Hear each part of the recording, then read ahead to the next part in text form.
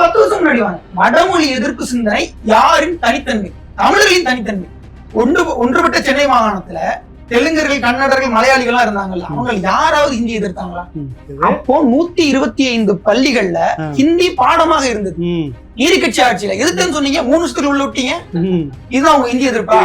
இந்த மெட்ராஸ் பிரசிடென்சில சில பள்ளிகள்ல ஹிந்தி கற்பிக்கப்பட்டது அப்படின்னு இதே புத்தகத்துல நம்பி ஆரூரனும் சொல்லியிருக்கிறாரு. இதை ஏன் வாலாசா வல்லவன் அப்படியே வெட்டி நீக்கிட்டு போயிட்டாரு? 1937 அறிவிப்பு வர்றதுக்கு முன்னாடில இருந்து இந்த ஹிந்தி கற்பிக்கப்பட்டு தான் இருந்துச்சு. இவங்கதான் எங்க பரம்பரை நீதி கட்சி, எங்க பரம்பரை, நாங்க நீதி கட்சி வழி வந்தவர். நம்மளுடைய கேள்வி என்னன்னா, ஹிந்தி எதிர்ப்பு என்கின்ற சிந்தனை திராவிட இயக்கம் தமிழினத்திற்கு கடன் கொடுத்தது அப்படின்னு சொன்னாங்க. கடன் இல்ல தம்பி, கடன்னா வாங்கினா திருப்பி கொடுத்துடணும், அதுக்கு பேர் கடன். இது களவாடு. ஆமா, அதான் நான் என்ன கேக்குறேன்னா, எதிர்த்து எழுதிருச்சு. அந்த மெட்ராஸ் மெயில் ஆவணங்கள்லாம் திருடி கொண்டு நாங்க வச்சுக்கிறது ஏன் தெரியுதா? புரியுதுல்ல உங்களுக்கு? ஐயா வாலாசா வல்லவன் ஏன் மெட்ராஸ் மெயில் நாளேட்ல இந்த கண்டன அறிக்கை வெளியே வந்ததை மறைச்சார்? இவர்கள் திரும்ப திரும்ப சொல்லக்கூடியது, ஈவேரா சொன்னதாகவும் இவர்கள் சொல்வதாகவும், தமிழர் என்றால் எழுச்சி ஏற்படாது, திராவிடர் என்றால் தான் எழுச்சி ஏற்படும். இதுதான் அவங்க திரும்ப திரும்ப அங்க விவாதத்துல வைக்கக்கூடிய விஷயம். ஆனால் நீங்கள் இப்போ பேசுனது 1917 தாண்டி முன்னாடி போயிட்டு நீங்கள் 500ல் நிற்கிறீங்க. நீங்கள் இன்னொரு 1000 வருஷம் முன்னாடி இருக்கிறீங்க.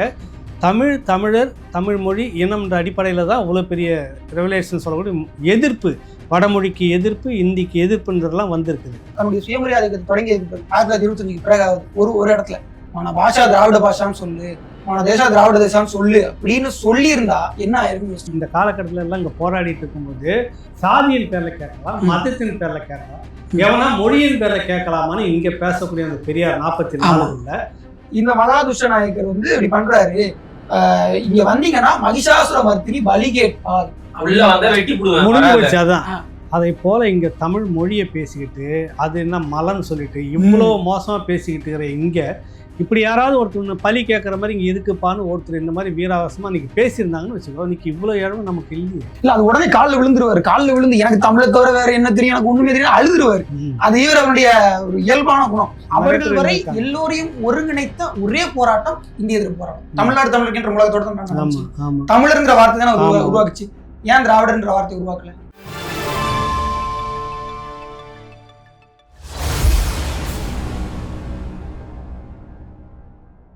சரி, இந்த இடத்துல ஒரு கேள்வி பொதுவாக வர்றது, 1934 தமிழறிஞர்கள் போடக்கூடிய அந்த மாநாட்டை, இது வெள்ளாளர்கள் மாநாடு, சைவர்கள் மாநாடு, தமிழர்களே கலந்துக்காதீங்கன்னு இங்கே எழுதுகிற இந்த ஈவே ராமசாமி அவர்கள் 1933 அவர்கள் போட்டாங்கல்ல, ஓவேசா அவர் போட்ட அந்த மாநாட்டுக்கு எதிர்த்திருக்கிறாரு. அதெல்லாம் எதிர்ப்பாரு. இப்ப நம்மளுடைய கேள்வி என்னன்னா, நீங்க அதெல்லாம் எதிர்க்கிறீங்க. எதிர்க்கிற இவர் என்ன சொல்ல வர்றாரு அதான கேள்வி. அதாவது சைவ சமணர்கள் நான் கேட்கறதுனா, இவர் அதையும் எதிர்க்கிறார், இதையும் எதிர்க்கிறார், தமிழ் என்பதாலேயே எதிர்க்கிறார், அப்படிதான் எடுத்துக்கிறோம். இல்ல, நீங்க என்ன சொல்ல வரீங்க? அதற்கு எதிர்த்து 34 நான் சொல்றேன், 33 34. ஆமா, அதற்கு எதிர்த்து இந்த சுப்பிரமணிய பிள்ளையும் மற்றொருவரும் சேர்ந்தா இந்த மாநாட்டை போடுறாங்க. அவங்க அதற்கு எதிர்த்து கருத்து தெரிவிச்சாங்க. அப்படிலாம் நாங்க சாதியாலேயோ சமயத்தாலேயோ மாநாடு போடல, தமிழர்கள் என்னும் பெயரால் மாநாடு போடுறோம், எல்லாரும் வாங்க, கட்சி வேறுபாடு கூட கிடையாது, அரசியல் வேறுபாடு கூட கிடையாது, எல்லாருமே வாங்கன்னு சுப்பிரமணிய பிள்ளை ஒரு தெளிவான அறிக்கை கொடுத்தாரு. ஆனா இவர் என்ன சொல்றாரு, தமிழை வளர்த்த சமணர் பௌத்தருங்கிறாரு. தமிழ் அவங்க வளர்த்தாங்களா? அப்ப அங்க இருந்தா கேள்வி வருது.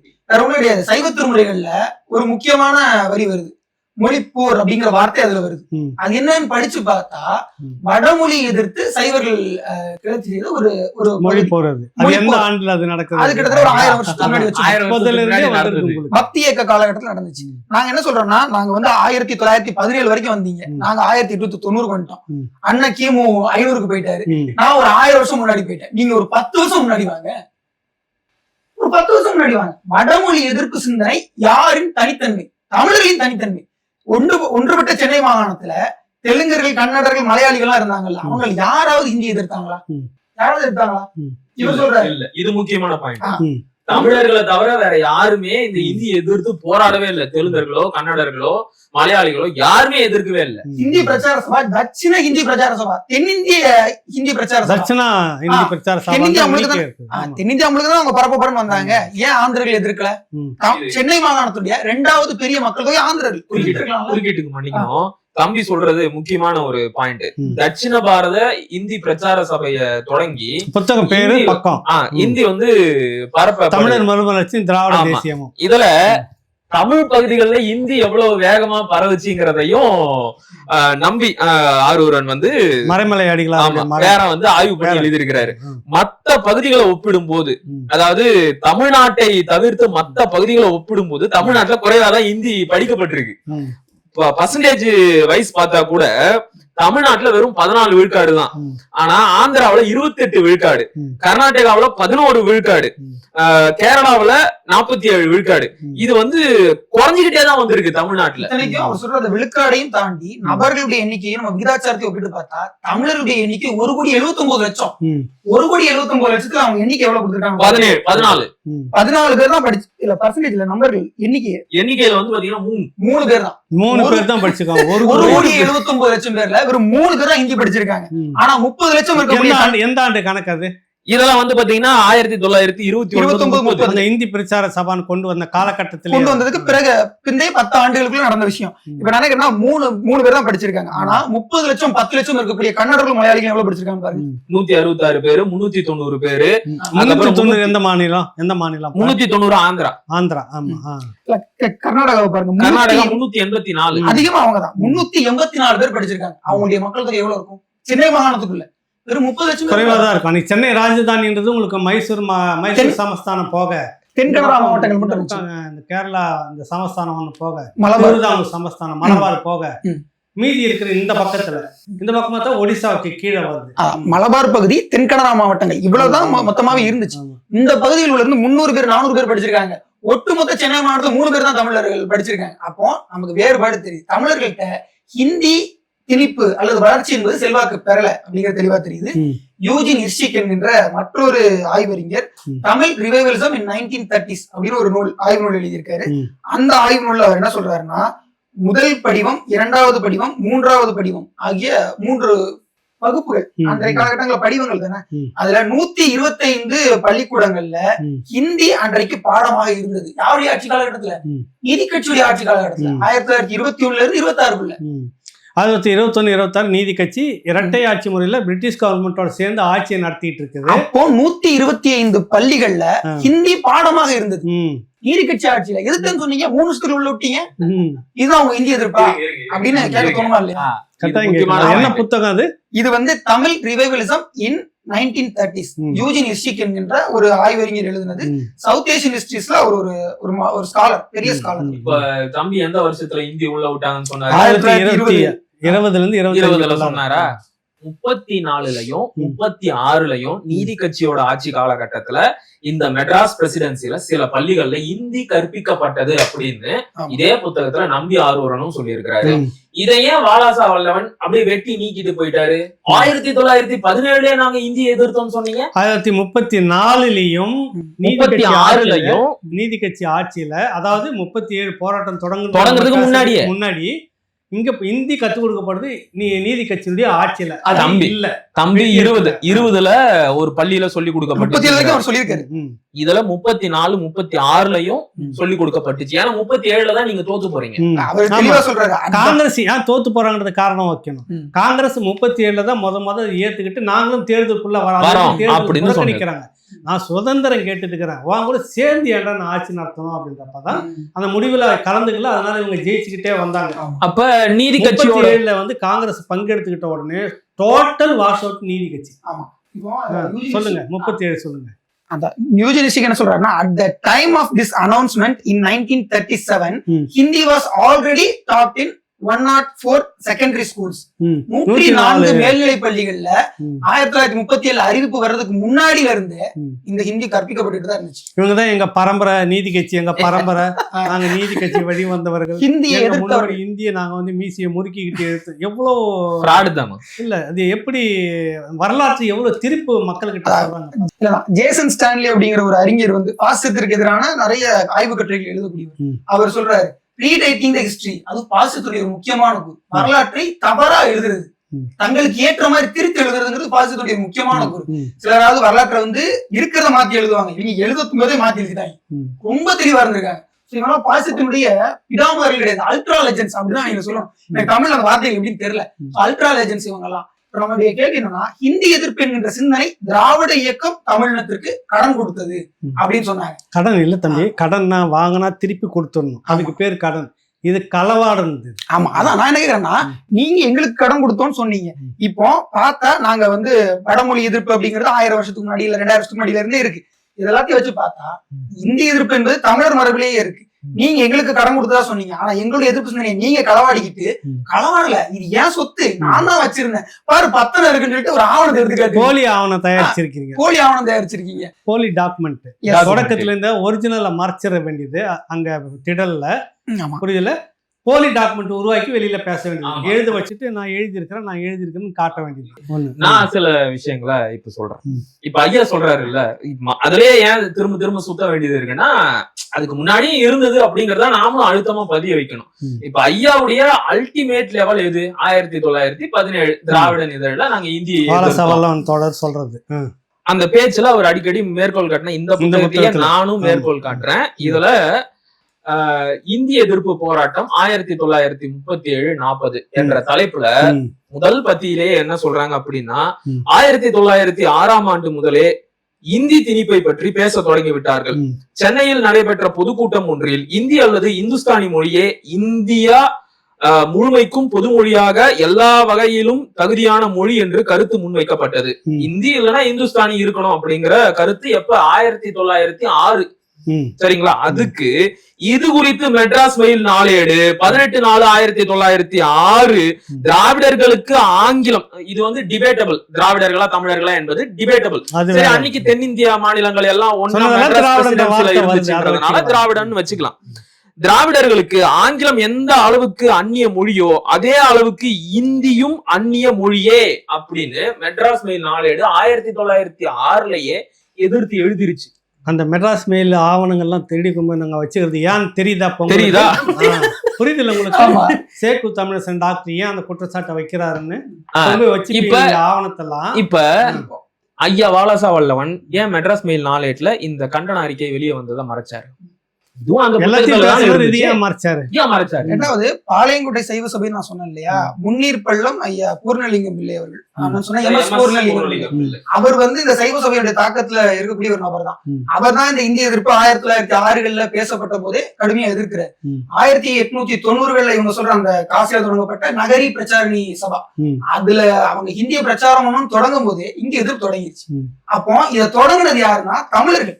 நீங்க ஒரு இயக்கத்துக்கு தொடங்கிட்டு இயக்கத்துக்கு எல்லாத்தையும் எழுதி வைனா என்ன அர்த்தம்? சோ இது வந்து நியாயமே கிடையாது. தமிழர்களுடைய இந்திய எதிர்ப்பு சிந்தனை, அதாவது நூற்றாண்டு கணக்கு முன்னாடி இருந்தே எதிர்ப்பு இருந்துட்டு இருக்குது.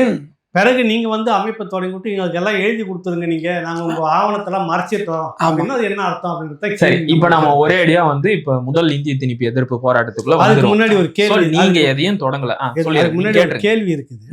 இவர்கள் திரும்ப திரும்ப சொல்லக்கூடியது, ஈவேரா சொன்னதாகவும் இவர்கள் சொல்வதாகவும், தமிழர் என்றால் எழுச்சி ஏற்படாது, திராவிடர் என்றால் தான் எழுச்சி ஏற்படும். இதுதான் அவங்க திரும்ப திரும்ப அங்க விவாதத்துல வைக்கக்கூடிய விஷயம். ஆனா நீங்க இப்ப பேசுனது 1917 தாண்டி முன்னாடி போயிட்டு நீங்க 500ல நிக்கிறீங்க. நீங்க இன்னொரு 1000 வருஷம் முன்னாடி இருக்கிறீங்க. தமிழர், தமிழ் மொழி, இனம் என்ற அடிப்படையில தான் அவ்வளவு பெரிய ரெவலேஷன் சொல்லக்கூடிய எதிர்ப்பு, வடமொழிக்கு எதிர்ப்பு, இந்திக்கு எதிர்ப்புன்றதெல்லாம் வந்திருக்குது. இப்ப திராவிடர்கள் என்றால் தான் எழுச்சி ஏற்படுமா? இல்ல, இப்ப அந்த இடத்துல எனக்கு ஒரு கேள்வி வருது இல்லையா, திராவிட நாடு திராவிடருக்கேன்னு சொல்லி இவர் வந்து 1940 ஜின்னாவை பார்க்க போறதுக்கு முன்னாடி அந்த வாசகத்தை மாற்றினார். தமிழ்நாடு தமிழருக்கு என்ற வாசகத்தை, முழக்கத்தை திராவிட நாடு திராவிடருக்கேன்னு மாத்தினார். அதுலயே எனக்கு நிறைய கேள்விகள் இருக்கு. ரொம்ப எளிமையான கேள்விதாங்க. మన భాష ఆంధ్ర భాష, మన దేశ ఆంధ్ర దేశాన్ని ஆந்திரர்கள் 1910 போராட தொடங்கிட்டாங்க. என்னைக்காவது ஈவேரா தன்னுடைய சுயமரியாதை தொடங்கியதுக்கு 1925 பிறகாவது ஒரு இடத்துல మన భాష திராவிட பாஷான்னு சொல்லு, మన தேச திராவிட தேசான்னு சொல்லு அப்படின்னு சொல்லி இருந்தா என்ன ஆயிருக்குன்னு யோசிச்சு பாருங்க. இல்ல, இவர் என்னன்றாரு, இங்க வந்து இதை பத்தி பேசணும்னு முட்டா பசங்க எவனாவது மொழியின் பேர்ல வந்து மாநிலம் கேட்பானா, சாதியின் பேர்ல, அது இதெல்லாம் வந்து 44, 46, 47 காலகட்டத்துல தம்பி நான் சொல்ல வரேன். இந்த காலகட்டத்துல எல்லாம் இங்க போராடிட்டு இருக்கும்போது மொழியின் பேர்ல எவனை கேட்பானா, முட்டா பசங்கன்ற மாதிரி சாதியின் பேர்ல கேட்கலாம், மதத்தின் பேர்ல கேட்கலாம், எவனா மொழியின் பேர்ல கேட்கலாமான்னு இங்க பேசக்கூடிய அந்த பெரியார் 44 1910 இருந்து அவன் என் நாடு என் மொழின்னு ஆரம்பிச்சுட்டான். ஆனா முதல்ல தனி மாநிலம் கேட்கறதே 1910 ஆந்திரர். ஆமா. அங்க போய் இது வந்து மொழி பேர்ல எவனா மாநிலம் கேட்பாரா முட்டா பசங்க ஆந்திரர்களை பார்த்து ஏன் அவர் கேட்கல? அது 1940களில் சுற்றுப்பயணம் போறதுக்கான ஒரு முயற்சி எடுக்கும் போதுதான் மகிஷாசுர மர்த்தினி பலி கேட்பாள் அப்படின்னு ஒருத்தர் பாண்டுரங்க ராவ் அப்படிங்கிற ஒரு ஆந்திர MP எழுதின கடிதம், கொலை மிரட்டல் கடிதம்லாம் நீ உள்ள வராத முடிஞ்சிடும் கதை முடிஞ்சிடும் சொல்றாங்க அப்படிலாம் சொன்னார். இப்ப நம்முடைய கேள்வி என்ன, திராவிட நாடு திராவிடருக்கேன்னு மாத்திட்டு அந்த மாதிரி அன்னைக்கு தமிழ்நாட்டுல இங்க யாரும் சொல்றதுக்கு அறிஞர்கள் இல்லாம போயிட்டாங்களோ, அதுதான் ரொம்ப இன்னைக்கு விட்ட குறையா தொட்ட குறையா இன்ன வரைக்கும் நம்ம கால சுத்துது. ஆமா, அதுதான் நம்மளுடைய ஒரு பெரிய கவலையா இருக்கு. அவங்க என்ன எழுதுனாங்க கடிதம் சொல்லுங்க திருப்பி ஞாபகப்படுத்து. அதாவது மகா துஷ்ட நாயக்கர் திராவிடம் என்ற பெயரால் தெலுங்கு மாவட்டங்களை தமிழர்களுக்கு தாரை பார்க்க பார்க்கிறார். இந்த மகா துஷ்ட நாயக்கர் வந்து இப்படி பண்றாரு, இங்க வந்தீங்கன்னா மகிஷாசுர மர்த்தினி பலி கேட்பாள், முடிஞ்சு போச்சு. அதான் அதை போல இங்க தமிழ் மொழியை பேசிக்கிட்டு அது என்ன மலன்னு சொல்லிட்டு இவ்வளவு மோசமா பேசிக்கிட்டு இருக்கிற இங்க இப்படி யாராவது ஒருத்தர் பலி கேட்கற மாதிரி இங்க இருக்குப்பான்னு ஒருத்தர் இந்த மாதிரி வீராவாசமா நீங்க பேசியிருந்தாங்கன்னு வச்சுக்கோ, இன்னைக்கு இவ்வளவு இடம் நமக்கு இல்லையே. இல்ல அது உடனே காலில் விழுந்துருவாரு, காலில் விழுந்து எனக்கு தமிழை தவிர வேற என்ன தெரியும், எனக்கு ஒண்ணுமே தெரியும் அழுதுருவாரு. அது இவர் அவருடைய ஒரு இயல்பான குணம். நான் நினைக்கிறேன் திராவிட நாடு திராவிடருக்கேன்னு சொல்லி 1940 தொடங்கி 48 வரைக்கும் போராடினீங்கல்ல, அவ்வளவு போராடும் போது ஒரு எழுச்சி வர முடியலையே, என்ன எழுச்சி வந்து சொல்லுங்க? தமிழ்நாட்டை தவிர வேற எங்கும் அந்த முழக்கத்தை வைக்கல அவரை. ஆமா, கேரளாவிலயோ கன்னடாவிலயோ ஆந்திராவிலயோ எங்கேயுமே அந்த முழக்கத்தை வைக்கவே இல்லை. தமிழ்நாட்டுக்குள்ளதான் வைக்கிறாங்க. ஏன் அந்த காலகட்டத்துல அப்படின்னா உங்க பெரிய மொழி போர் வந்துகிட்டு இருக்குது, வந்துடக்கூடாது மடம் மாத்துறதுக்காக திராவிட நாடு திராவிட இருக்கு. அந்த இடத்துல கேள்வி வருது, நீங்க அன்றைய காலகட்டங்களை சொல்லும் போது என்ன எழுச்சி வந்துச்சு? திராவிட நாடு திராவிடக்குன்னு சொல்லிட்டு எழுச்சி வந்துன்னு சொன்னீங்க. வந்தவர் யாரு? ராஜாஜி தான் வந்தாரு. ராஜாஜி தான் கடைசியில 1942 பார்ப்பன கடப்பாரி அப்பதான் பக்கத்துல வச்சுக்கிறாங்க. புரியுதுல்ல? காங்கிரஸ் செயற்குழு சீமான் வந்து பார்ப்பன கடப்பாரி கையில எடுத்துக்கிட்டாரு இன்னைக்கு சொல்றப்ப, அப்பவே முத பார்ப்பன கடப்பாரி கையில வச்சுக்கிட்டதே யாருன்னா பெரியார் தான். ராஜாஜி இவரை தான், ராஜகோபால் ஆச்சாரியை தான் நான் வந்து நம்புறேன். திராவிடர்கள் கூட தோழர்கள் தப்பா நினைக்காதீங்க, உங்களை நம்பாத இவர் தான் நம்புறேன். ஒரு கூட பிராமணர்கள் நிப்பாங்க இந்த திராவிட நாட்டுக்குன்னாரு. இல்ல அதான் என்னுடைய கேள்வி என்னன்னா, தமிழ்நாடு தமிழருக்கே என்று ஒரு முழக்கத்தோட இந்தி எதிர்ப்பு போராட்டம் இங்க நடைபெற்றுச்சு. இவங்களே சொல்றாங்க கடந்த நூற்றாண்டில் மிகப்பெரிய போராட்டம் இந்திய எதிர்ப்பு போராட்டம். பட்டியல் சமூக தமிழர்கள் தொடங்கி பார்ப்பனர் அல்லாத பார்ப்பனர்களும் சிலர் வந்தாங்க, பார்ப்பனர்களும் பங்கெடுத்தாங்க. அவர்கள் வரை எல்லோரையும் ஒருங்கிணைத்த ஒரே போராட்டம் இந்திய எதிர்ப்பு போராட்டம். தமிழ்நாடு தமிழருக்கு என்ற முழக்கத்தோட தான் தமிழர்ங்கிற வார்த்தை தானே உருவாக்குச்சு. ஏன் திராவிடன்ற வார்த்தை உருவாக்கல? மாத்திட்டு கொண்டுட்டு போற வேலையை செய்திருக்கிறார். ஆமா, இவன் அந்த திராவிடங்கிற வார்த்தையை நீங்க சொன்னதுக்கு பிறகு வந்தவர் யாரு? ராஜாஜி. 1942 காங்கிரஸ் செயற்குழுல திராவிட நாடு கேட்டு அந்த கட்சியிலிருந்து வெளியே வந்தவர் அவரு. அதெல்லாம் சொல்ல மாட்டாங்க. அதற்கு முன்னாடி ஜின்னா கிட்ட வந்து அவர் தனி நாடு கேட்டு அவர் வந்து ஒரு அளவுக்கு சாதிக்கிற அளவுக்கு பேச்சுவார்த்தைலாம் போயிடுச்சு. அங்க போய் ஒட்டணும் நம்ம என்ன திராவிட நாடு வாங்கிக்கலாம்னு போறாங்க. ஜின்னா அவர்கிட்ட பேசிட்டு இவரை பத்தி என்ன ஒரு அனலைஸுக்கு வர்றாருனாக்கா, முதல்ல சொல்றாரு இங்கே ஒரு பெரிய எழுச்சி தனிநாடு வேணும்னு இஸ்லாமியர்கள் என் பக்கம் நிக்கிறாங்க. கூட யார் மக்கள் அங்க சுதந்திரம் கேட்டுட்டு காங்கிரஸ் போராடுது, ஒரு பக்கம் தனித்தமிழ்நாடு கேட்டுட்டு இருக்கிறாங்க. ஒன்னா சேர்ந்து திராவிட நாடுன்னு யாரும் பேசலையே உங்களை தவிர அப்படின்னு சொல்லிட்டு மூஞ்சில கறி பூசி அனுப்புன கதையும் நடந்தது. கரெக்டா? இப்ப நாம 38 முதல் இந்தி திணிப்பு போராட்டத்திற்கு வந்துருவோம். இத யாரு தொடங்கி வச்சாங்க என்பதுதான் இப்போ முக்கியமான கேள்வி. இதுக்கு கோ கேசவன் திராவிட இயக்கமும் மொழி கொள்கையும் என்ற புத்தகத்துல என்ன சொல்லி இருக்கிறாரு என்பதை பற்றி பார்க்கலாம். இப்ப இந்த புத்தகத்தோட 58வது பக்கத்துல ராசாசி அமைச்சரவையின் மொழி கொள்கைக்கான உடனடி எதிர்ப்பு, ஐயா தெளிவா கேட்டுக்கணும், தமிழ் அறிஞர்களிடம் இருந்து ஏற்பட்டது. எந்த புத்தகம் தலைப்பு என்ன? திராவிட இயக்கமும் மொழி கொள்கையும். அந்த தலைப்புல ஆய்வு பண்ற புத்தகமே என்னன்னு சொல்லியிருக்கு? தமிழ் அறிஞர்களிடம் இருந்து தான் முதல் எதிர்ப்பு வந்துச்சு. கோ கேசவன் வந்து ஒரு பொதுவுடைமைவாதி, அது போக ஒரு பிராமண எதிர்ப்பாளரும் கூட, பிராமண ஆதரவாளர்லாம் கிடையாது. இதுல இந்த அட்டப்படத்திலேயே என்ன போட்டிருக்காங்கன்னு படிங்களா? எனது இந்திய எதிர்ப்பு என்பது இந்தி கூடாது என்பதற்கோ தமிழ் வேண்டும் என்பதற்கோ அல்ல, ஆங்கிலமே பொதுமொழியாக அரசாங்க மொழியாக தமிழ் நாட்டு மொழியாக தமிழர் வீட்டு மொழியாக ஆக வேண்டும் என்பதற்கே ஆகும். விடுதலை 27/1/1969 பெரியாரோட இந்த இரட்டை வேடங்களை எல்லாம் இந்த புத்தகத்துல அம்பலப்படுத்தி இருப்பாரு போற போக்குல. சரிங்களா? அவர் என்ன சொல்றாரு அப்படின்னா மாதிரி, ஆமா, ராசாசி அமைச்சரவையின் மொழி கொள்கைக்கான உடனடி எதிர்ப்பு தமிழ் அறிஞர்களிடம் இருந்து ஏற்பட்டது. இவர்கள் எதிர்ப்பு 2 விதங்களில் அமைந்திருந்தது என பேராசிரியர் ஆ.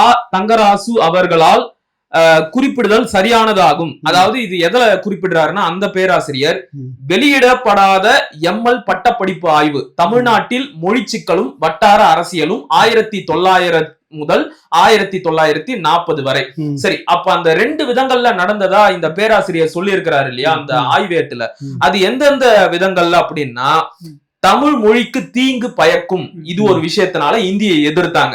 தமிழ் பண்பாட்டுக்கு கேடு தரும் இந்த 2 விஷயத்தினாலதான் தமிழ் அறிஞர்கள் இந்தி தெளிவாக போராடின. தமிழ் அறிஞர்கள் போராடுறாங்க, இந்தி திணிப்பு இதுதான். ஆமா, மொழியும் கலாச்சாரமும். இதுக்கப்புறம் அண்ணாமலை பல்கலைக்கழக பேராசிரியரும் காங்கிரசின் அடிப்படை உறுப்பினரும் தென்னிந்திய இந்தி பிரச்சார சபையின் ஆயுள் கால உறுப்பினருமான நாவலர் சோமசுந்தர பாரதியார், அவரே ஒரு இந்தி பிரச்சார சபையோட உறுப்பினர் தான் இருந்தாலும் அவர் என்ன சொல்றாரு அப்படின்னா, யாரு? நாவலர் சோமசுந்தர பாரதியார். ஆமா, இது குறித்து முதலில் கருத்துரைத்தார். அவர் இந்தி பிரச்சார சபையில ஒரு உறுப்பினர். ஏன்னா அவர் காங்கிரஸ் கட்சியோட மெம்பரு. காங்கிரஸ் கட்டாய இந்தியை திணிக்கணும்னு பாக்குது. காங்கிரஸ் கட்சியை சேர்ந்தவர் அப்படிங்கறதுனால அந்த பிரச்சார சபையில ஒரு உறுப்பினராகவும் இருக்கிறாரு. ஆனா வலுக்கட்டாயமா இந்தியை திணிக்கணும்னு முயற்சி எடுத்த போது அதற்கு எதிராக முதலில் கருத்துரைத்தார். என்ன தேதி அப்படிங்கிறது தான் இப்ப ரொம்ப முக்கியம். மெட்ராஸ் மெயில் 17/8/1937. அந்த மெட்ராஸ் மெயில்ல தான் நிக்குது. ராஜாஜி களவாடிக்கிட்டு போனாங்கன்னு தெரியுதாப்ப. இப்ப நான் ஒரு கேள்வி கேக்குறேங்கய்யா, நீங்க குறிப்பெடுத்து வச்சிருக்கிறதுல இருந்து எனக்கு பார்த்து சொல்லுங்க. ராஜாஜி கட்டாய இந்தி கொண்டு வரப்படும் என்று எப்ப சொன்னாரு? 14/7/1937 அவரு பதவி ஏத்துக்கிறாரு. ஏத்துட்ட உடனே 11/8/1938 கட்டாய இந்தி திணிப்பு 11 அறிவிக்கிறார். 11/8/1937 17/8/1937 நாவலர் சோமசுந்தர பாரதியார் அதை எதிர்த்து அறிக்கை கொடுத்து விட்டார். ஈவேரா எப்ப அறிக்கை கொடுத்தாரு? 22 அவருடைய விரிவான அறிக்கை வருது. அதுக்கு பல நாளுக்கு முன்னாடியே நாவலர் சோமசுந்தர பாரதியார் அறிக்கை. அது ஏன் வரலாற்றுல இல்லாம போச்சு? ஏன்னா மெயில் நம்ம கிட்ட இல்ல. இதே மாதிரி இன்னொரு விடயமா இருக்கு. காங்கிரஸுக்குள்ள இருந்தா அந்த எதிர்ப்பு கிளம்புச்சுங்கிறத அண்ணா சொல்லிட்டாரு. அதே மாதிரி மற்றொரு நபர் அருணகிரி அப்படின்ற ஒரு அடியர், அவர் ஒரு சைவ சித்தாந்தியும் கூட. அவர் அவருடைய பாடல் எழுதுறார். ராஜாஜி தேவையில்லாத வேலைகளை செய்யறாங்க பாடலா ஒரு கவிதையா வருது. அந்த கவிதையில ராஜாஜியுடைய இந்தியை எதிர்த்து அவரு, நான் உடனே நேரடியா போனேன், ராஜாஜி எதிர்த்து ஒரு பாடல் பாடினேன் அப்படிங்கிற மாதிரிதான் அந்த கவிதை எழுதுறேன். இந்த அருணகிரிய 1940-50 எனக்கு நினைவில்லை, அண்ணா ஒரு இடத்துல குறிப்பிடுறாரு. அண்ணா குறிப்பிடும் போது காங்கிரஸ்ல இருந்து கொண்டே இந்தியை எதிர்த்து பேசிய முதல் நபர் அருணகிரி அப்படின்னு குறிப்பிடுறாரு. முதல் கழகம் அதே காங்கிரஸ் கமிட்டி இந்தி பிரச்சார சபால இருந்துட்டு இருக்கிற அதே டீம்ல இருந்து தான் உருவாகுது. காங்கிரஸ்ல இருந்து தான் உருவாகுது எந்த காலகட்டத்தில். அப்ப திராவிட இயக்கம் தான் செஞ்சுச்சுன்னு சொல்றதுக்கு பதிலா இதை தமிழ் இன உணர்வு தான் தூண்டியது. திராவிட இயக்கம் தான் நீதி கட்சியில பள்ளிக்கூடமே நடத்திட்டு இருந்தது. அப்புறம் என்ன பிரச்சனை? திரும்ப ஆமா, இவங்க அடிக்கடி 26ல ஈவேரா இந்தி எதிர்த்துட்டாருன்னு சொல்றாங்கல்ல. காங்கிரஸ் கட்சியில இருக்கு சொல்ல இந்தி பள்ளிக்கூடம் நடத்தினாரு. நம்ம ஒரு ஒப்பீடு வைப்போமே, காங்கிரஸ்ல இருந்து கொண்டே இந்தியை எதிர்த்தவர்கள், காங்கிரஸ்ல இருந்து கொண்டு இந்தியை வளர்த்தவர் எப்படி இருக்கு? காங்கிரஸ்ல இருந்துட்டு இந்தியை வளர்த்தவர் பெரியார். காங்கிரஸ்லயே இருந்தாலும் இந்தி பிரச்சார சபையில உறுப்பினராகவே இருந்தாலும் இது தமிழ்நாட்டுக்கு தேவையில்லைன்னு எதிர்த்தவரு நாவலர் சோமசுந்தர பாரதியார். உங்க ஈவேரா பெரியாளா, எங்க நாவலர் சோமசுந்தர பாரதியார் பெரியாளா? இது எப்ப எதிர்த்து அறிக்கை விடுறாரு? 17/8/1937. இவரு 22 தான் 38ல வராரு. ஆமா, இதுக்கு அடுத்து ஒண்ணு இருக்கு 37. ஆமா, இதுக்கு அடுத்து சில தமிழ் அறிஞர்களும் உள்ள வராங்க. இந்த கருத்துக்களில் பல தமிழ் அறிஞர்கள் உடன்பட்டனர். நாவலர் சோமசுந்தர பாரதியாரோட கருத்துல அது யார் யாரு அப்படின்னா, ராவ் பகதூர், தமிழவேல், உமா மகேஸ்வரம் பிள்ளை, மறைமலை அடிகள், ஜே.எம். சோமசுந்தரம் பிள்ளை, பூர்ணலிங்கம் பிள்ளை ஆகியோர் பல இடங்களில் கூட்டங்கள் நடத்தி, ஐயா நல்லா கேட்டுக்கணும், பல இடங்களில் கூட்டங்கள் நடத்தி எந்தெந்த இடத்துல எந்தெந்த தேதியில அப்படிங்கறத சொல்றேன். 27/8/1937 கரந்தையில, 29/8/1937 திருவையாறுல, 5/9/1937 சென்னையில, 12/10/1937 நெல்லையில, 26/2/1938 திருவந்திபுரம் தம் கண்டனத்தை வெளிப்படுத்தினர். அப்படின்னு நிறுத்துங்க. இது எல்லாம் வந்துட்டு அந்த 7-8 தேதிக்கு முன்னாடியே 7 வந்துருச்சு. 2வது மாசத்துல இருந்தே நடத்துறாங்க. கரெக்டா உங்களுக்கு 37வது வருஷத்துல 1937 பிப்ரவரியில இருந்துட்டு 7வது 8வது மாசம் வரைக்கும் நடந்துட்டு இருக்காரு. இங்க என்ன சொல்றாரு பேராசிரியர் ஜெயராமன், ஆவண காப்பகத்துல போய் ஆய்வுலாம் தேடி எடுத்ததாக சொல்லி ஒரு பதிவு போட்டு என்ன சொல்றாரு, 4/10/1937 அதாவது 22/8 விரிவான அறிக்கை கொடுத்துட்டோன்னே முதலாக கவனிங்க, முதலாக 4/10/1937 போராட்டத்துல இறங்கியது பெரியாருடைய 4/10 மாசம் 37வது வருஷத்துல முதலாக பெரியார் படை களத்துல இறங்கிடுச்சு. அதுக்கு வரேன். அதுதான் இப்ப பதில் சொல்லிக்கிட்டு இருக்கேன். கண்டன கூட்டங்கள்லாம் எங்கெங்க நடத்தி இருக்காங்க, என்னென்ன தேதியில நடத்திட்டாங்க. 27/8/1937, 29/8/1937, 5/9/37, 12/10/37, 26/2/38. அது கூட விட்டுருங்க, அது 38ல வந்துருச்சு. இப்ப 37 10வது மாசத்திலேயே இத்தனை பேர் வந்து நடத்திட்டாங்க. 10வது மாசத்துக்கு முன்னாடி 8வது மாசத்திலேயே நடத்திட்டாங்க. இவரு 10வது மாசத்துல தான் பெரியார் படை முத இறங்குது. 10வது மாசத்துல தானே வராரு. 9ஆம் மாசம் நடந்த 2 போராட்டத்தை பத்தி இப்ப நான் உங்களுக்கு சொல்றேன். அது வேற சோர்ஸ். அதுக்கு முன்னாடி இத படிச்சு முடிச்சிடுறேன். தம் கண்டனத்தை வெளிப்படுத்தினர். கட்டாய இந்தி தொலைக என்பது மட்டுமின்றி தமிழை கட்டாய பாடமாக்குக என்பதும் இக்கூட்டங்களில் முழக்கமாக இருந்தது. மா இளஞ்செழியன் தமிழன் தொடுத்த போர். ஐயா, இந்த புத்தகத்தை நான் போன பதிவுலயே உங்களுக்கு காட்டணுங்க. ஆமா, முதல் இந்திய எதிர்ப்பு போராட்டம் நடந்த போது அதுல கலாய்வு செஞ்சு எழுதின புத்தகம் இதுதான் எங்களுடைய முக்கிய சோர்ஸ்ன்னு சொல்றாங்கல்ல. அதுலதானே இத்தனை தமிழறிஞர்கள் ஈவேராவுக்கு முன்னாடியே போராட்டம் நடத்தினாங்கன்னு இருக்கு. ஏன் அதை மறைச்சிங்க? ஏன் வாலாசா வல்லவன் மறைச்சாரு? ஏன் பேராசிரியர் ஜெயராமன் மறைச்சாரு? அப்ப வேணும்னே தானே செய்றீங்க. வரலாற்று திருப்பு. இதுக்கு திருப்பு மறைக்கிறது இல்ல, திருப்பு. அடுத்து பாருங்க, அடுத்துதான் முக்கியமான ஆட்கள் எல்லாம் உள்ள வராங்க. பல ஊர்களில் உள்ள தமிழ் சங்கங்கள் தன்னெழுச்சியாகவே இந்த கண்டனத்துடன் தம்மை இணைத்துக் கொண்டன. எந்தெந்த தமிழ்ச்சங்கங்கள்? நாமக்கல் தமிழ்ச்சங்கம் 29/8/1937, தென்காசி திருவள்ளுவர் கழகம் 21/8/1937. ஐயா, 22ல தான் ஈவேரா அறிக்கையை கொடுத்தாரு. தென்காசி திருவள்ளுவர் கழகம் கண்டன கூட்டமே நடத்திட்டாங்க 21ஆம் தேதி. 21ஆம் தேதி. இன்னொரு புரட்டிங்க என்ன சொல்ல வராங்க, இவ்வளவு பிறகு 4/10/37 ஒரு போராட்டமே இறங்கிட்டாரு. அதுக்கு பிறகுதான் 26/12 2 மாசம் கழிச்சு 26/12வது மாசம் 1937 தமிழர் மாநாடு நடத்துனீங்க. அதுக்கு நாம போறதுக்கு முன்னாடி போராட்டம் நடத்த தொடங்கிட்டாங்க. அக்டோபர் மாசம் ஆரம்பிச்சிருக்கு. அடுத்து ஆனா இவங்க அப்படிதான் சொல்லுவாங்க. முடிச்சிடறேன். நெல்லை தமிழ் பாதுகாப்பு சங்கம் 5/9/1937, பாகனேரி தனவைசிய இளைஞர் தமிழ் சங்கம் 8/9/1937 ஆகியவை ஊர்வலங்கள் கண்டன கூட்டங்கள் நடத்தின என அறிகிறோம். என்ன தேதியில? எல்லாமே 9ஆம் மாசமே முடிஞ்சிருச்சு. போராட்ட காலத்துக்கு எப்போ வந்தாரு? 10வது மாசம். இப்ப இன்னும் 2 போராட்டத்தை நான் சொல்றேன். சிவனேசன் பத்திரிகை, இதுல வந்து பாத்தீங்கன்னா 5/9/1937 திருநெல்வேலியில தமிழ் பாதுகாப்பு சங்கத்தின் சார்பாக இந்தி கண்டன பொதுக்கூட்டம் ஒண்ணு நடத்தப்பட்டுச்சு. அடுத்ததாக இதே கண்டன பொதுக்கூட்டத்துல சில நன்றி அறிவித்தல் விஷயமும் நடந்துச்சு. யாருக்காக அப்படின்னா 10/9/1937 இரவு 9 மணிக்கு தமிழ் பாதுகாப்பு சங்கத்தின் ஆதரவில் மேலை பஜாரில் இவ்வூர் பிரபல வர்த்தகரும் தமிழ் அன்பரும் ஆகிய திருவாளர் மு சுப்பிரமணியன் செட்டியார் அவர்கள் தலைமையில் கீழ் இந்தி மறுப்பு கூட்டம் ஒன்று நடைபெற்றது குறித்து கருத்தை தலைவர் அவர்கள் தெளிவாக கேட்பவர் மனதில் பதியத்தக்க விதமாய் பேசினார்கள். அப்ப ஈவேரா வந்து 10வது மாசம் தான் போராட்ட காலத்துல குதிச்சாருன்னு சொல்றாங்க. சரி, இங்க 9ஆம் மாசம் 5ஆம் தேதி, 9ஆம் மாசம் 10ஆம் தேதியே கண்டன பொதுக்கூட்டம் பல இடங்கள்ல நடந்துச்சு. இத்தனை பட்டியல் சொன்னேன். என்ன நீங்க தான் வந்து எங்களுக்கு சொல்லி கொடுத்தீங்களா? இன்னும் எத்தனை காலத்துக்கு இந்த பொய்? அவங்க சொன்னது வந்து அக்டோபர் 4ஆம் நாள் அப்படிதானே சொல்றாங்க. ஆமா ஆமா, அக்டோபர் 4ஆம் நாள். ஆமா, அவர்தான் அன்னைக்கு போய் போராட்ட காலத்துல முத பெரியார் வந்து படைகளை திரட்டி இறங்குறாரு. ஆகஸ்ட் 10ஆம் நாள் சென்னை ராமகிருஷ்ண மடத்துல கூடிய ஒரு கூட்டத்துல முதலமைச்சர் ராஜாஜி பேசும்போதுதான் அவர் அதை சொல்றாரு. இப்படி சொன்னதுக்கு பிறகு அவர் பள்ளிக்கூடத்துல பேசும்போது ஒரு மாணவன் ராஜாஜி எடுத்து கேள்வி கேட்டார். ஒரு மாணவன் திராவிட இயக்கம் தான் மாணவர் உருவாக்குச்சு அப்படிதான் சொல்ல போறீங்களா அடுத்து? சொல்லுவாங்க எல்லாரும் பேசுனாங்க. செந்தமிழ் செல்வியில ஒரு கட்டுரை வந்தது, இந்தியும் வந்து விட்டதே தமிழர் கடமை அப்படின்னு சொல்லிட்டு ஒரு கட்டுரை எழுதினாங்க.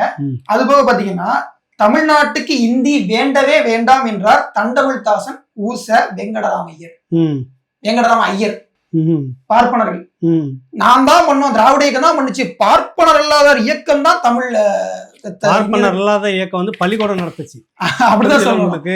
ஆமா, இவங்க பார்ப்பனர் எல்லாம் எதிர்த்து இருக்காங்க. இதை சொன்னா சங்கின்னு சொல்லுவாங்க. எதுக்கு சொல்லுவாங்கன்னா, தமிழர்ன்ற நிலையில இருந்து எல்லாரும் ஒன்னா சேர்ந்து எதிர்த்து இருக்காங்க. ஆமா, அதுல பாத்தீங்கன்னா பண்டிதை கிருஷ்ணவேணி அம்மாள், சோமசுந்தர பாரதியார், இது போக இன்னும் நிறைய பேர் எழுதுறாங்க. கரூர் அறிவுதய கழக ஆசிரியர் ஈழத்து சிவானந்த அடிகள் அவரும், இப்படி பலரும் எழுதியிருக்காங்க. தெளிவா எழுதி இதை பரப்புரை செய்யறாங்க. எழுதுறது எப்படி எதுக்குன்னா பரப்புரை செய்யுது, கண்டன கூட்டம் நடத்துறது பொதுமக்களுடைய கவனத்தை இருக்கிறது. எல்லாத்தையும் பண்ணி பெருசா கூட்டத்தை கூட்டியாச்சு. கடைசியில அந்த ஒரு படத்துல வந்து கவுண்டமணி சொல்லுவார்ல, நீ பூ போட்டு வை நான் வந்து மிதிக்கிறேன், அந்த மாதிரி வாங்க மலையை தூக்கி என் கையில வைங்க, அந்த மாதிரி இவங்க எல்லாரும் தூக்கி வைப்பாங்களா, இவர் நான் தான் தூக்கிட்டேன் பாருங்க அப்படின்பாரு. அந்த மாதிரியான ஒரு வேடிக்கை காட்டுற ஒரு மனிதரா இருந்திருக்கு. நம்முடைய கேள்வினா, இவ்வளவு செய்த தமிழறிஞர்கள் போராட்டம் பண்ணல, இவ்வளவு செய்தவர்கள் இந்திய எதிர்ப்பு போராட்டம் நடத்தல, இவ்வளவு செய்தவர்கள் இந்திய எதிர்ப்பு போராட்டத்தை துவங்கல. 18ல ஒரு 10வது மாதம் 4வது நாள் அக்டோபர் 4ஆம் தேதி களத்துல குதிச்சோட எல்லாம் தொடங்கிருச்சு. அதை மட்டும் சொல்லல, 1938ல நடந்த இந்த போராட்டத்துல பெரியார் தான் இறங்கி பெண்களை பேசி போராட்டத்தை கொண்டு வந்தாங்க. பண்டித கிருஷ்ணவேணி அம்மாள் என்ன பண்ணாங்க? எந்த வருஷம் அது? 1937. இவங்க சொல்ற அதுக்கு 2 மாசத்துக்கு முன்னாடி அவங்க என்ன பண்ணாங்க? கிருஷ்ணவேணி அம்மா பெண்ணா? இல்ல கேட்பாங்க. இப்ப என்ன வரலாற்று நீங்க சரி என்ன கொண்டு வந்தாங்க? அவங்க தெளிவா சொல்றது, 38ல பெண்களை ஒருங்கிணைத்து இதுக்குள்ள போராட்டத்துக்குள்ள இறக்குனது ஈவே ராமசாமி நாயக்கர் தான். அவரை யார் கூட்டுதான் சேர்த்து கேளுங்க, அவரை யார் கூட்டுதான் சேர்த்து கேட்கணும். அவரை வந்து கூட்டு வந்தது நாம தான். அவர் அதற்கு பிறகுதான் உள்ள வர்றாரு. முத்தமிழ் காவலர் கியா விஸ்வநாதன் பல இடங்கள்ல பேசினாரு. அவர் இத்தனையும் சுயமரியாதை இயக்கத்துல நீதி கட்சி எல்லாம் இருந்தவர் தான். காங்கிரஸ், நீதி கட்சி, சுயமரியாதை எல்லா கட்சியை சேர்ந்தவர்களுமே அந்த இந்திய வந்துட்டாங்க. இவர் கடைசியா வந்தார். நாம என்ன கேட்கிறோம்னா, ஆந்திர தலைவர்கள் இருந்தாங்கல்ல, ஆந்திர தலைவர்கள் யாரெல்லாம் இந்த இந்திய எதிர்ப்பு போராட்டத்தில் ஈடுபட்டாங்க கொஞ்சம் சொல்லுங்க. நீதி கட்சியில ஆந்திர தலைவர் நிறைய பேர் இருந்தாங்கல்ல, எத்தனை பேர் ஈடுபட்டாங்க? இதேதான் இந்த நேரத்துல ஒரு சின்ன இடை செருகல் என்னுடைய கருத்தை ஏற்கனவே பதிவு பண்ணியிருந்தேன். இந்த பராசக்தி படத்தை ஏன் வன்மையா கண்டிச்சாங்க அப்படின்னா, ஒரு திரைப்படம் நாளைய தலைமுறைக்கு வந்து தவறான தகவல்களை கொடுத்துருவாங்க. கட்டபொம்மன் வசனம் பேசினாரான்னாக்கா 14 நாடு சொல்லிட்டு தேவர் சமூகம் ஆட்சி செய்த ஒரு இடத்துல பேசின வசனம் பதிவு பண்ணிருந்தாங்க. அது எப்படி இந்த படத்துக்குள்ள சொருகுனாங்க. இப்ப காலப்போக்கில் அதை வந்து சிவாஜி பேசின வசனமாவது கட்டபொம்மன் பேசின வசனமாக முதலமைச்சரே சொல்கிறார். வரலாறு மாறிடுச்சா?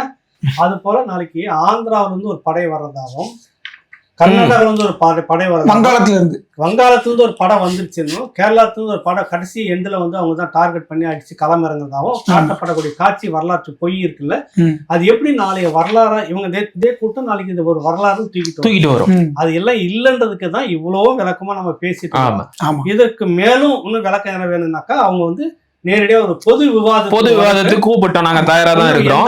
இல்ல, நான் இன்னும் விரிவான தகவல் எல்லாம் இருக்கு. கரந்தை தமிழ் சங்கத்தில் நடந்த கூட்டத்தினுடைய விரிவான தகவல்கள் இல்ல, அதை தெளிவா சொல்லுங்க, வருஷத்தோட சொல்லுங்க. 10/8/1937 இவங்க சொல்றது அக்டோபர், நான் சொல்றது ஆகஸ்ட் மாசம். அதுக்கு முன்னாடி 10/8/1937 இவர் பேசுறாரு, ராஜாஜி பேசுறாரு. 27/8/1937 கரந்தை தமிழ் சங்கத்துல ஒரு மாபெரும் விளக்க மாபெரும் கூட்டம் நடக்குது. அதுல பாத்தீங்கன்னா தோழர் வெங்கடாச்சலம் பிள்ளை BABL, கூட்டத்தலைவர் உமா மகேஸ்வரன் அவர்கள், JM சோமசுந்தரம் பிள்ளை, BL சிவகுப்புசாமி பிள்ளை, அரசர் கவியரசு R வெங்கடாசலனார், அவர் ஒரு கல்லூரிய பேராசிரியர். இப்படி பலரும் தமிழுக்கு ஹிந்தி தீங்கே தரும் அப்படின்னு சொல்லி தெளிவாக பேசியிருக்கிறாங்க. கரந்தை தமிழ்ச்சங்கம், திருவையாறு அரசல் கல்லூரி இவ்விரண்டிலும் மாணவர்கள் பலர் இந்தியால் தமிழ் கெடும் என்று பேசினர். இதற்கு அடுத்து 29/8/1937 திருவையாற்று செந்தமிழ் கழகத்தின் சார்புல ஒரு பெரிய இந்திய எதிர்ப்பு ஊர்வலம், இதுல அந்த அரசர் கல்லூரி சேர்ந்த மாணவர்கள் எல்லாம் ஊர்வலம் பண்ணாங்க. இப்படி மாணவர்கள் வந்துட்டாங்க, பேராசிரியர்கள் வந்துட்டாங்க, எல்லாரும் உள்ள வந்துட்டாங்க. கடைசியா வந்துட்டு நாங்க தான் கடன் கொடுத்தோம்னா நீங்க கடன் கொடுத்தீங்களா இல்ல என்ன பண்ணி? அதான் கேள்வி. நீங்க சரணாகதி இப்ப இத நான் சொல்ல வேணாம்னு நான் பாக்குறேன். இப்ப ஈழத்து சிவானந்த அடிகளை கிண்டல் பண்றீங்களா? உங்க சுயமரியாதை இயக்கத்தர் மண்டி போட்டு ஜாமீன் வாங்கிட்டு வந்தாரு மொழி போராட்டத்துல. இதை நான் சொன்னா என்ன ஆகும்? வந்து முக்கியமான ஆய்வு புத்தகத்துல வாலாசா வல்லவன், ஏன் அந்த ஆளோட பேர் அடிக்கடி சொல்றேன்னா, அவர் பெரிய ஸ்காலர்னு நினைச்சுக்கிட்டு இருக்காங்கல்ல, எப்படி எல்லாம் வெட்டி ஒட்டி ஒரு புத்தகத்துல இருந்து தகவலை சொல்றாருன்னு ஒரே புத்தகத்துல இருக்கக்கூடிய விஷயத்தெல்லாம் இது வந்து முக்கியமான தேவையானதை மட்டும் எடுத்துக்கிட்டு பேச. ஆமா, நீங்க என்ன சொன்னீங்க? பெண்களை போராட்டத்திற்கு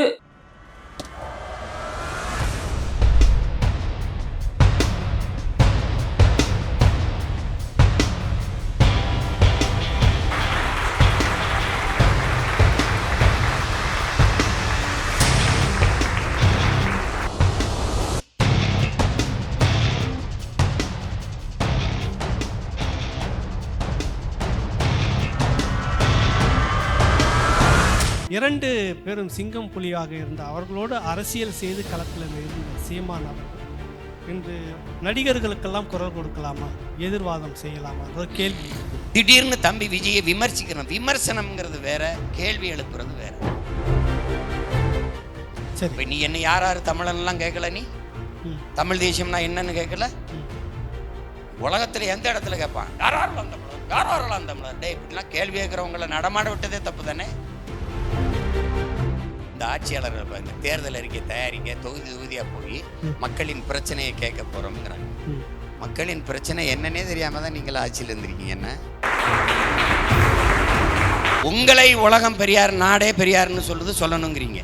நீங்க ஐயா ராஜாஜியே பெரியார், அவர் பெரியார்னு எழுதினீங்களா இல்லையா? எழுதணும். இப்ப நீங்க பிராமணரை பெரியாருன்றீங்க, இப்ப நாங்க அவரை பெரியாருன்னு சொல்றதா உங்களை சொல்றதா?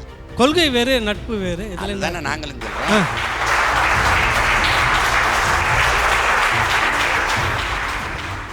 அப்ப நான் என்ன சொல்றேன், பிரச்சனையே நீங்க தான்டா, நீங்க போங்கடா, எங்களுக்கு ஒரு பிரச்சனையும் இல்லாம போயிடும். இதுதான் பிரச்சனை. புரியுதா? பிரச்சனையே திமுக அரசு தான். நாட் ஒன்லி திமுக, இந்த திராவிட அரசுகள். இப்ப திமுக அதிமுகவுக்கு ஒரு துளி மாற்று சொல்லும். எங்க தாத்தா எங்க பெரிய பல கதையா சொல்லும்போது எங்க மாமெல்லாம் கப்பல்ல பொண்ணு வருதுன்னு ஒருத்தன் சொல்லியிருக்கான். கப்பல்ல பொண்ணுகள்லாம் வருது அப்படின்னு. ஒருத்தன் வந்து அப்படியா, எனக்கு ஒண்ணு எங்க அப்பாவுக்கு ஒண்ணு. கப்பல்ல பொண்ணு வருதுன்னா இலவசம் நினைச்சு எனக்கு ஒண்ணு எங்க அப்பாவுக்கு ஒண்ணுன்னு இருக்கான். சரி, இல்லடா சும்மா இல்லடா காசுக்குன்னு இருக்கான் அவன். சரி, அப்படின்னா எனக்கு வேணா, நான் சின்ன பையன், எங்க அப்பா பெரியவர், வயசாயிருச்சு, எங்களுக்கு வேணாம். ஏன்னா இலவசம் இல்ல, காசுன்னொன்னே வேணாங்க, எங்க அப்பாவுக்கு வயசாயிருச்சு, நான் சின்ன பையன். இலவசம்னா எனக்கு ஒண்ணு கொடு, எங்க அப்பாவுக்கு ஒண்ணு கொடுமா.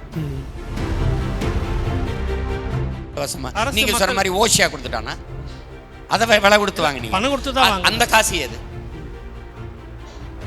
அந்த பணம் யார் பணம்? கடன் வாங்குறோம்ல, அந்த 10 லட்சம் கோடி கடன் வாங்கி. அப்ப கடங்கார பையன், நீயே கடங்கார பையன், நீ எதுக்கு எனக்கு இலவசம் தர?